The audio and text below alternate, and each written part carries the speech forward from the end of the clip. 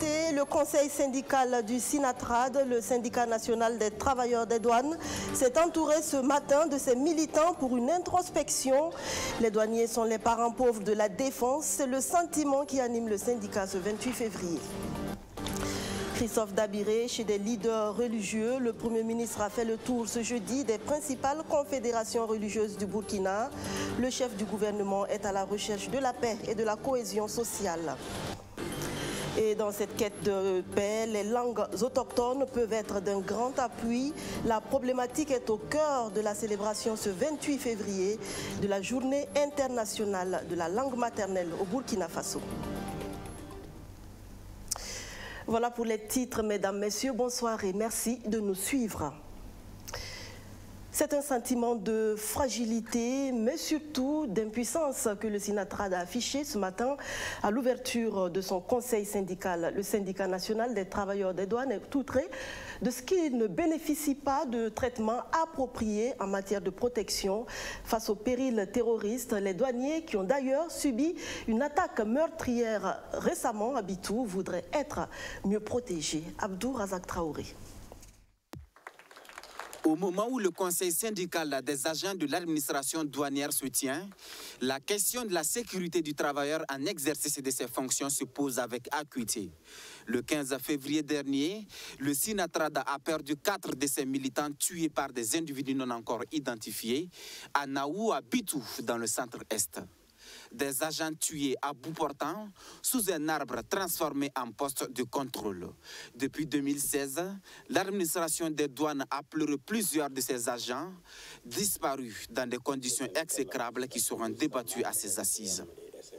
Comment on fait? Vous voyez ce qui s'est passé à la Noao, à Bitou?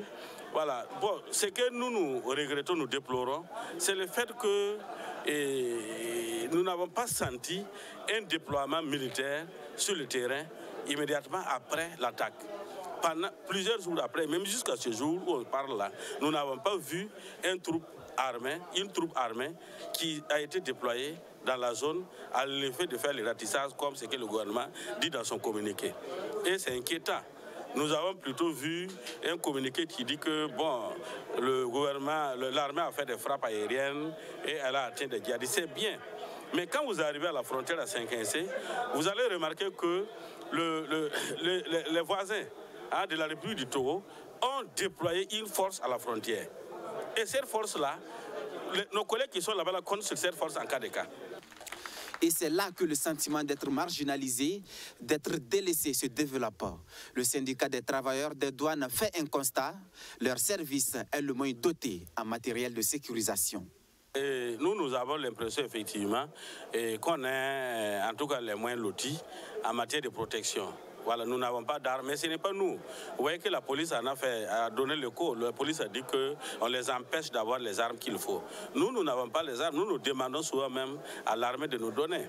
Donc, quand vous prenez un grand bureau qui compte 100 personnes avec un nombre de Kalachnikov qui ne dépasse pas une dizaine, vous voyez que ça n'est pas, ce bureau-là, les gens ne peuvent même pas se défendre eux-mêmes. Et maintenant, les forces de défense et de sécurité, consistent de la police, de la gendarmerie et de l'armée, qui doivent aussi venir en appui, ou du moins à la protection de ces douaniers-là, ces forces ne sont pas là, ou bien elles n'ont pas les moyens.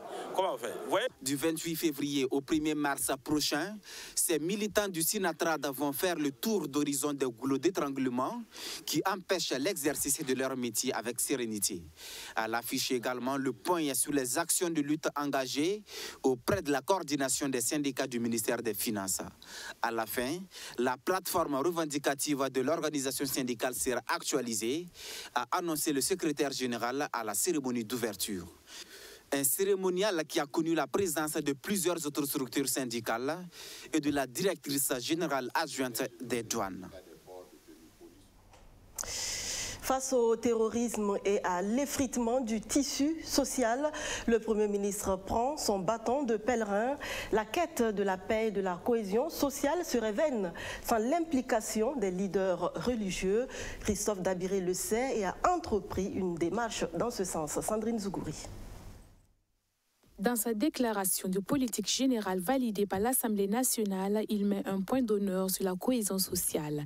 Et le Premier ministre en est convaincu. Le rôle des leaders coutumiers et religieux sera déterminant dans la quête de cohésion sociale et de la paix. Ce 28 février, Christophe Joseph-Marie Dabiré est allé rendre visite à la Fédération des associations islamiques du Burkina. Accompagné par le ministre de la Sécurité, le message se veut clair. L'exécutif souhaite une forte implication des membres de cette association pour un Burkina Faso plus paisible. Je suis venu à la fédération aujourd'hui pour saluer l'ensemble des imams, des cheikhs, des oulémas et leur dire que je suis en charge du gouvernement du Burkina Faso aujourd'hui et je souhaite qu'ils apportent leur soutien à l'action que je serai amené à faire. Évidemment, ils ont toujours soutenu le Burkina Faso par leurs prières, par les doigts. Et je pense qu'il est de bon ton que l'on puisse venir leur demander, en tant que personne ressource, de continuer à apporter leur soutien par leurs prières, parce que notre pays en a besoin. Touchée par le discours du Premier ministre, la Fédération, à son tour, prend l'engagement d'œuvrer toujours pour le renforcement du vivre ensemble. Nous les remercions du fond du cœur. Nous l'avons aussi félicité pour la confiance présidentielle, parce que ce n'est pas pour rien qu'on l'a choisi à la tête de notre gouvernement dans cette période très difficile. Mais nous sommes des croyants, nous prions bon Dieu de lui donner la santé, longue vie et succès dans ses lourdes missions. Donc nous, notre communauté est derrière nos autorités, on doit se donner la main. Donc on est avec le gouvernement par nos prières, par nos cœurs, et puis toute mission que le gouvernement ou le peuple juge que notre communauté peut jouer pour faire face dans tout ce que nous vivons actuellement, notre communauté est prête. Christophe Joseph-Marie Dabiré a également procédé à une brève présentation de ses ambitions et demandé des bénédictions pour qu'ensemble ils puissent venir à bout du terrorisme au Burkina Faso. Après la Fédération des associations islamiques du Burkina, la tournée continue. Il doit se rendre à la Fédération des églises et missions évangéliques et ensuite chez les catholiques. L'autre moitié du ciel ne veut pas rester en marge de cette quête pour la paix au Burkina Faso. À Kupela, le 8 mars prochain, les femmes vont mener la réflexion sur la contribution qu'elles peuvent apporter dans la lutte contre l'insécurité et dans la recherche de la paix et de la cohésion sociale. Arsène Konditamdi. À moins de 10 jours de la célébration de la Journée internationale de la femme, c'est vêtu d'une tenue mixte, faite de pagnes tissées et de pagnes imprimées que la ministre en charge de la femme se présente devant la presse. Une tenue comme pour rappeler le rôle de rassembleur que joue son département dans la satisfaction des intérêts des couches sociales. Au menu des échanges, les préparatifs de la 162e Journée internationale de la femme. Cette année, il se tient sous le thème « Contribution de la femme à l'édification d'un Burkina Faso de sécurité, de paix et de cohésion sociale ». Un thème inspiré de la situation nationale et qui rappelle le rôle que peut jouer la femme dans la lutte contre le terrorisme. Les tissés ont vu qu'à travers le choix du thème national, le gouvernement entend mettre en exergue le rôle et la place de la femme dans le processus de maintien de la paix et de la cohésion sociale. Elle joue un rôle important dans la résolution des conflits et se présente comme des actrices de premier plan pour détecter et corriger au sein de leur famille les premiers signes de radicalisation et d'extrémisme. Et surtout, elles peuvent prendre vite en charge ces mauvaises influences sur leurs enfants. Comme innovation majeure apportée cette année à la célébration, la campagne de salubrité publique dénommée Opération Zéro Sachet Plastique.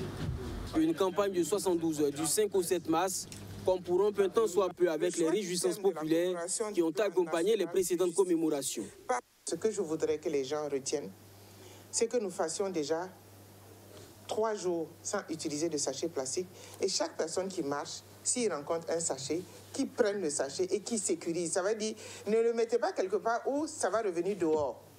Ce seul sachet plastique que chacun de nous prendra, sécurisé dans une poubelle pour qu'il ne se retrouve pas dehors, va contribuer à l'assainissement de notre environnement. Il ne faut pas de grandes actions, bien de grands gestes pour un bon vivre ensemble.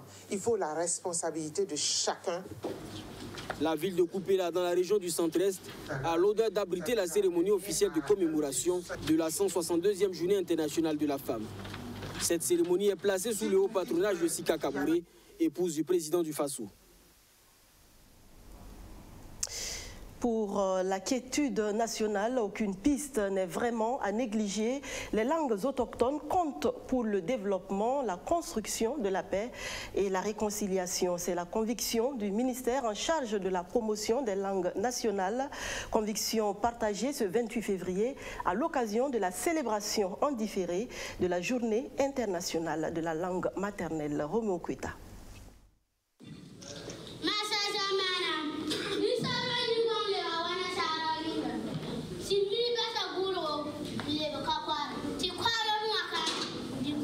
Une récitation en langue morée remarquablement déclamée par cette fillette en 3e année à l'école bilingue Noctaba de Lumbila. L'assistance est séduite, y compris le ministre en charge de la promotion des langues nationales. Je ne suis pas sûr que si c'était dans une langue non maîtrisée, on allait avoir les mêmes résultats. Pour le ministre, cela ne fait l'ombre d'aucun doute. L'apprentissage est plus aisé pour les élèves dans les langues maternelles ou les langues maîtrisées. Mais les langues autochtones sont non seulement moins utilisées dans le système éducatif, mais aussi moins parlées par la population, déplore Stanislas Ouarou. Sur une 60aine de langues que compte le pays, seulement 14 sont parlées par 90% de la population. Il faut donc inverser la tendance. Un projet de loi est en cours d'élaboration et sera soumis par le gouvernement pour que nous puissions donc avoir donc dans cette loi-là les modalités de promotion et d'officialisation de langue nationale et ainsi de suite. Donc c'est une journée importante pour nous qui donc nous permet donc de jeter les bases donc du développement des langues maternelles, mais aussi de rappel aux populations et de rappel aussi aux autorités que nous sommes, que nous devons faire tous les efforts nécessaires pour développer donc ces langues-là si nous souhaitons nous développer. Au menu de la commémoration de la Journée internationale de la langue maternelle, il y aura des conférences débats sur le rôle des langues nationales pour le développement, la paix et la réconciliation.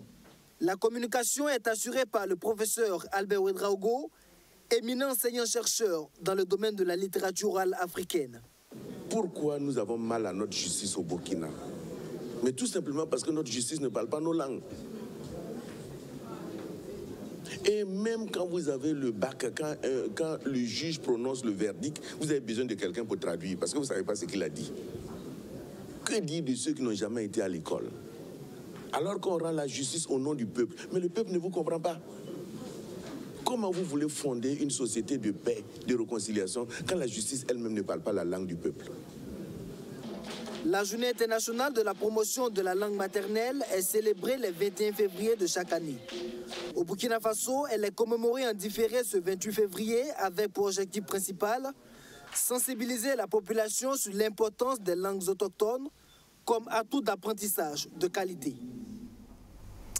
Le Burkina Faso, qui a opté depuis 1994 pour le bilinguisme dans l'éducation nationale, continue donc de faire la promotion de cette approche. Et qui mieux que les journalistes pour aider à cette vulgarisation? Arsène Konditamde était de la rencontre d'échange entre le ministère en charge de l'éducation nationale et la presse. Son reportage est traité pour nous par Madina Sionou. Durant 13 ans d'expérimentation de 1994 à 2007, les études ont prouvé l'efficacité interne et externe de l'éducation bilingue. Sur 7 sessions successives du CEP, l'école bilingue a largement demeuré au-dessus du taux national. Malgré les prouesses de ce système bilingue, il est soit confronté à la méconnaissance des populations, soit à leur mépris. La rencontre de ce 27 février a pour objectif d'outiller les hommes de médias sur les enjeux de ce système afin qu'ils soient à leur tour de bons relais. Méconnu du grand public, c'est ce qui nous amène effectivement à cette activité pour en fait engager la contribution de la presse et à nous accompagner pour que effectivement la sensibilisation au niveau de nos compatriotes à ces niveaux soit porteuse de progrès au niveau du bilinguisme. L'approche bilingue est une alternative pour amener l'apprenant à mieux comprendre son milieu et facilite le passage au français. Elle permet de réduire la durée de la scolarité de 6 à 5 ans pour les enfants d'âge scolaire. En outre, l'éducation bilingue permet de faire connaître et mieux vendre la culture burkinabé. Lorsque vous communiquez avec quelqu'un dans une langue qu'il comprend, facilement, il vous comprend rapidement, vous n'avez pas besoin donc beaucoup d'explications, beaucoup de commentaires. Et ça, c'est donc le premier enjeu. Le deuxième enjeu est que ça permet également de pouvoir promouvoir notre culture. Vous savez que la langue est intimement liée à notre culture. Et si nous ne travaillons pas à sauvegarder nos langues, nous ne travaillons pas donc à développer nos langues, déjà à travers le petit enfant qui a l'air donc d'aller à l'école, alors il va sans dire que dans un avenir proche, on risque donc de perdre notre culture. Au Burkina Faso, on dénombre 278 écoles primaires bilingues reparties dans les 13 régions du Burkina Faso. 270 parmi elles sont de l'État burkinabé, 5 de l'Église catholique et 3 du privé non confessionnel. Et nous ouvrons la page FESPACO de ce soir avec ce panel qui a regroupé hier à Ouagadougou les instances de régulation de la plateforme de l'UEMOA et de la Guinée autour de la question des productions audiovisuelles nationales. Une initiative du Conseil supérieur de la communication qui a voulu apporter sa contribution au rayonnement du 26e FESPACO. Luc Pagbelgem. C'est en marge du 50e anniversaire du FESPACO, le Festival panafricain du cinéma et de la télévision de Ouagadougou, que les instances de régulation de la plateforme de l'UEMOA et de la Guinée-Conakry tiennent ce panel sur la promotion des productions audiovisuelles nationales. Les débats ont porté sur une adaptation des programmes diffusés sur les télévisions africaines. À ce propos, le président de l'Union burkinabé des éditeurs de services de télévision et directeur général de la télévision BF1, qui a exposé sur le thème est formel. La pluralité des programmes devait être inspirée par des contenus locaux. Pour lui, tant que les productions africaines sont financées par les guichets français, les contenus de ces programmes ne peuvent que refléter des goûts occidentaux. Dans un monde où de plus en plus l'air est à la standardisation culturelle, il y a des nations qui, je dirais, nous imposent leur culture. Si vous êtes au Burkina, vous êtes au Mali, dans la sous-région, vous aurez parfois l'impression que le jeune Burkinabé, le jeune Malien, a plus de traits culturels en commun qu'avec le jeune Français, le jeune Américain, qu'avec son cousin qui se retrouve de l'autre côté du village. Alors, c'est tout à fait légitime quand se pose la question sur la viabilité de nos cultures nationales. Et qui dit viabilité de nos cultures nationales parle également de préservation et de promotion de ces cultures nationales. C'est en cela que les médias interviennent et que les producteurs interviennent également. Mais au-delà des médias et des producteurs, nous avons les instances de régulation. Les instances de régulation de la sous-région peuvent encourager et aider à financer les productions audiovisuelles nationales qui pourraient remplacer les nombreuses telenovelas sur les chaînes africaines, loin des réalités des cultures de ces peuples. Nos télévisions ont un problème avec le contenu en matière de production. Pas qu'elles ne le veulent pas, mais le coût est extrêmement élevé. Comment mener la réflexion, comment aider nos télévisions à réaliser ces productions?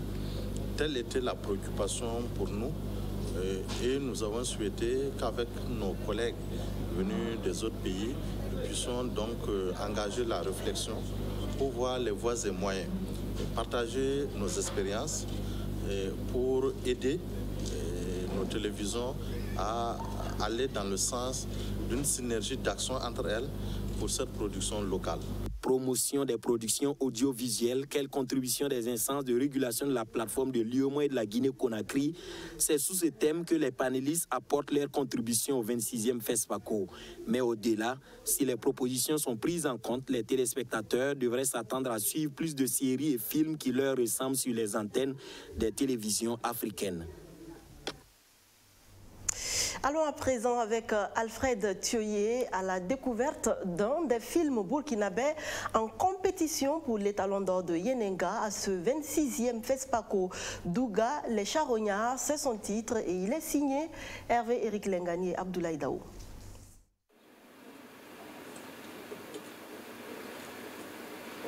L'histoire est rocambolesque et met à nu les tares de notre époque contemporaine qui ont pour nom cupidité, inconscience, insouciance, mépris, malhonnêteté et concupiscence. C'est l'histoire d'un cadavre et d'un bébé encombrant, tous prénommés Pierre. Le premier est un cadavre devenu encombrant pour son ami Rasmané et son transporteur Gouda. L'autre est un bébé dans le café de jeunes marginaux, dédaigneusement appelé Douga les charognards, du nom du film. J'ai pas quoi du bébé, mais c'est vous qui l'avez trouvé, non? Rasmané hérite de la dépouille de Pierre, son ami de longue date, une dépouille rejetée par la famille du défunt du fait de la tradition et par les religieux sous le fallacieux prétexte de sa non-appartenance à la communauté. Un périple digne du parcours de combattant pour Rasmané, Gouda, la veuve et l'enfant du défunt. Calme-toi, Gouda.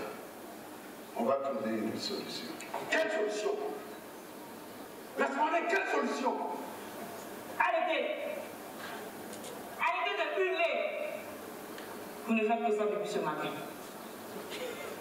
Il porte la poisse, il fait chier. Vous me faites chier! De l'autre côté, les charognards tentent par tous les moyens d'obtenir la garde de Pierre, le bébé retrouvé dans un carton sur un tas d'immondices. Un bras de fer s'engage entre les autorités en charge de l'action sociale, les présumés parents du bébé et la bande des charognards. Douga les charognards est un mélodrame sur la vie et la mort, co-réalisé par Abdoulaye Daou et Hervé Éric Lengani. La naissance, c'est l'entrée dans la vie et la mort, la sortie de la vie. Alors, on constate dans ce film-là que ce n'est même pas évident. On entre dans la vie et on se retrouve dans un carton et jeté sur un dépotoir. Et on sort de la vie, on est dans une civière, on n'arrive pas à trouver la paix, on n'arrive pas à se faire enterrer. Donc ça veut dire que fondamentalement, il y a un problème au niveau social. Le tissu social, à mon avis, commence à partir en lambeaux. Et ce pourquoi il y a aussi une interpellation dans le film là sur les confessions religieuses. 92 minutes, c'est le temps que dure ce film burkinabé en lice pour les talents d'or de Yenenga. Un beau film selon les cinéphiles venus massivement le découvrir. Que j'ai beaucoup aimé, il y a un très bon niveau technique, il y a surtout une belle galerie d'acteurs burkinabés, Hildebert Meda, Abdoulaye Komboudri, Serge Henry, etc. Et puis je salue le scénario aussi de Guy Désiré Yaméogo parce que on suit en fait un défunt et son entourage qui essaye en vain de l'enterrer avec des refus et du village et des différents lieux et chefs coutumiers qu'ils vont rencontrer. En parallèle, il y a une histoire d'enfants abandonnés avec les possibilités ou non d'adoption. Et ce qui me fait vraiment très plaisir, c'est qu'au générique, je me rends compte, bon, c'est peut-être plus masculin que féminin, puisqu'on est dans les thématiques parité homme-femme cette année au FESPACO, il y a peut-être moins de femmes dans ce film, mais je suis très contente de voir qu'il y a un peu toutes les générations de producteurs, de scénaristes, de techniciens et d'acteurs dans ce film.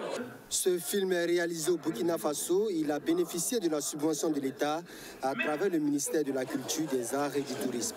Il avait sur lui quelques grammes d'or qu'il devait vendre ici. Enlever une partie de l'argent pour se soigner et nous ramener notre part. Il a dû être enterré. Il va falloir qu'on le déterre. Le FESPACO, ce n'est pas que le cinéma et la télévision. Il y a aussi les rues marchandes. À la Maison du Peuple de Ouagadougou, la foire ne semble pas être une bonne affaire à cette édition. Entre coupure d'électricité et méventes, les exposants se cherchent, comme on dit. Le constat avec Sandrine Zougouri. La queue est longue dehors, pourtant au niveau des stands à l'intérieur, les clients se font rares. Le paradoxe est saisissant. Nous sommes au 5e jour du Festival panafricain du cinéma et de la télévision de Ouagadougou. Et ici, à la Maison du Peuple, nombreux sont ces exposants qui se plaignent. Les clientèles, ça ne marche pas, ma chérie. Ça ne marche pas. Si ça marche seulement, nous, on va dire que ça va marcher. Pas de clients. Nous ne comprenons plus rien, lâche ces commerçants. Comme cette dame venue de la Côte d'Ivoire et participe pour la première fois au FESPACO. Vendeuse de vêtements pour hommes et enfants, elle n'a vendu qu'une seule chemise depuis l'ouverture de la foire. Situation très déplorable, mais l'équipe de Asita Bamba ne se décourage pas. Elle se remonte le moral par des chants religieux.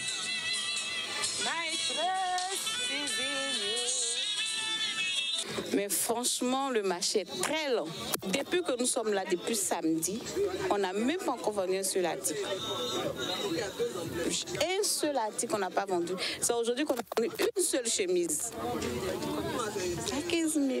Juste à côté d'elle, même son de cloche. Comme ci, comme ça, parce qu'ils disent je reviens. Donc on attend qu'ils reviennent pour venir me visiter. Voilà, les épices, c'est fait maison, naturel, tout est vraiment naturel, fait maison. Il y a la qualité dedans. On vous attend. La nature des produits semble déterminante. Au stand de la malienne Alima Aïdara, il y a de quoi intéresser les visiteurs. Des secrets pour femmes et hommes. Alima tire son épingle du jeu. Elle arrive à écouler doucement ses produits. On a amené beaucoup de produits. Comme maintenant, à nos jours, les femmes souffrent trop les infections vaginales. Donc, on a amené des produits contre ça. Et puis, pour retenir bien ton homme, on a amené ça aussi. Si tu s'arrêtes sans ton homme qui est en forme, peut-être c'est un seulement. Donc, on a amené produits pour eux aussi. Oui, bon, nous, on ne se plaint pas, ça va un peu, mais c'est pas comme l'année surpassée. Peu de clientèle et pour ne pas arranger la situation, les exposants doivent faire face aux problèmes d'électricité. Maintenant, le coupure, il y a un problème. Le soir, si les gens rentrent, il y a coupure. Jusqu'à ils vont couper, les gens, ils vont sortir. Alors que cette année-là, les gens ont ce que le pays, là, comme il y a un problème, et puis tous les étrangers, ils sont venus, même, ils sont payés même pour sortir. Là, maintenant, si les gens ils sont entraînés pour faire au moins un côté, c'est bon. Hier, on est resté carrément dans l'obscurité. On n'a pas eu de lumière, on était là comme ça, jusqu'à 22h, on est obligé de partir à la maison. En dénonçant cette mauvaise organisation du FESPACO, les exposants nourrissent l'espoir que d'ici sa clôture le 2 mars prochain, ils pourront au moins se faire un peu de sous, ne serait-ce que de quoi s'acheter le ticket de transport pour rejoindre leur pays d'origine. Et pour finir, le Sénégal et la victoire de Macky Sall à la présidentielle du 24 février dernier avec 58,25% des suffrages. Le président sortant rempile pour un deuxième mandat, des résultats provisoires rejetés par les partis d'opposition qui toutefois disent ne pas vouloir faire de recours. Les gens heureux ne sont pas forcément reconnaissants, mais la gratitude, à coup sûr, attire vers soi le bonheur. Prenez toujours la vie du bon côté et elle vous le rendra bien. Merci et à demain.